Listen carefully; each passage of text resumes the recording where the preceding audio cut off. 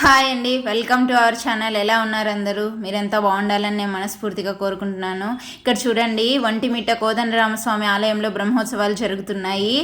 అందులో భాగంగా ఈరోజు మోహిని అలంకారం అండి స్వామివారికి. చూడండి, ఒంటిమిట్ట అసలు పరమ పవిత్ర క్షేత్రం. ఆ క్షేత్రంలో ఆలయ ప్రాంగణంలో స్వామివారు మోహిని అవతారంలో వస్తున్నారు. అక్కడ చూడండి, మోహిని అవతారం అంటే మనకు అందరికీ తెలిసిందే. క్షీరసాగర మదనంలో అమృతం లభించినప్పుడు ఆ అమృతాన్ని దేవదానవులకు పంచడానికి స్వామివారు మోహిని అవతారం ఎత్తారు. ఆ మోహిని అవతారంలో చూడండి, స్వామివారు ఒంటిమిట్ట ఆలయ పరిసర ప్రాంతాల్లో ఊరేగుతూ వస్తున్నాడు మోహిని అవతారంలో. అక్కడ చూడండి, ఈ మోహిని అలంకారంలో స్వామివారిని చూస్తే మనమే మోహించిపోతాము.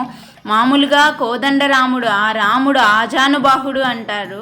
అలాంటి ఆజానుబాహుడు మోహిని అవతారంలో అలంకరించుకుంటే ఎలా ఉంటారో ఇక్కడ చూడండి.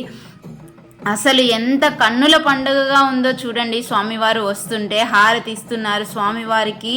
మోహిని అలంకారంలో చాలా సుందరంగా ఉన్నారు స్వామివారు. ఆ కోదండరాముని దర్శించండి. ఒంటిమిట్టలో ఈ బ్రహ్మోత్సవాలు జరుగుతున్నాయి. ఆ బ్రహ్మోత్సవాల్లో భాగంగా ఈరోజు మోహిని అలంకారం.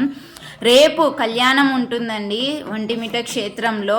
చాలా అంగరంగ వైభవంగా టీటీడీ పర్యవేక్షణలో జరుపుతారు. ఇక్కడ చూడండి, స్వామివారిని దర్శించుకోండి, మన జన్మ ధన్యమవుతుంది. ఈ కళ్యాణము రేపు సాయంత్రం 6 గంటల నుండి 8:30 గంటలకి అందరూ చూడండి. థ్యాంక్ యూ అండి. నా ఛానల్ని మరిన్ని అప్డేట్స్ కోసం సబ్స్క్రైబ్ చేసుకోండి. Thank you.